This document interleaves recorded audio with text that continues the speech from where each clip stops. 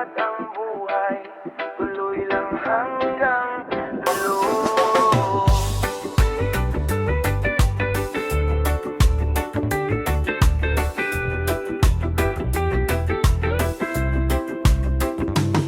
May mga araw na mabigat, may problema sa bawat hakbang, pero hindi ako susuko kahit mahaba ang daan. Hindi man agad makita ang bunga ng aking pagsisikap, bawat araw na nagpapatuloy may pangarap akong hinahawa. Kung nadapa, babangon muli. Kung napagod, pahinga sandali. Hindi pa tapos ang laban, may bukas pang naghihintay. Laban lang hanggang dulo, at bibitaw sa pangarap mo. Kahit mahirap ang mundo, may pag-asa para sa'yo. Laban lang hanggang dulo, kahit mabagal ang pag-usap. Basta patuloy ang hakbang, darating din ang tagumpay.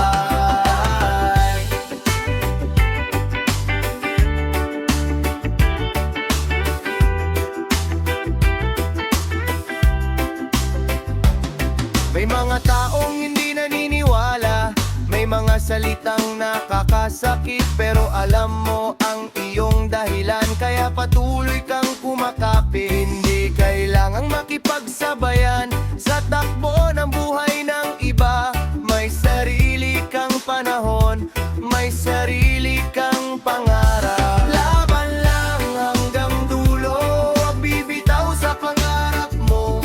Kahit mahirap ang mundo, may pag-asa para sa'yo. Kapit lang, huwag bibitaw kahit mahirap ang araw-araw. Kung may hadlang sa iyong daan, humanap ng ibang paraan. Hindi kailangan maging mabilis, basta hindi ka umaatras.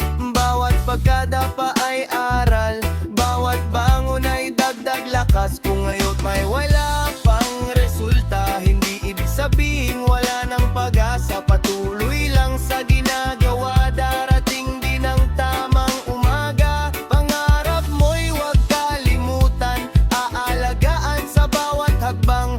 Dahil ang taong marunong lumaban, may araw ding makakamtan.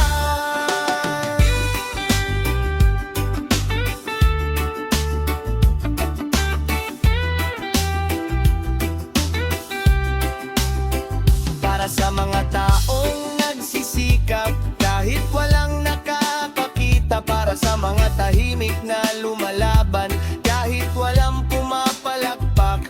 Bawat pagod ay may dahilan, bawat hirap ay may aral. Huwag mong isipin na sayang ang bawat oras na inilaan. Kung minsan gusto mong huminto, huminga ka lang ng malalim.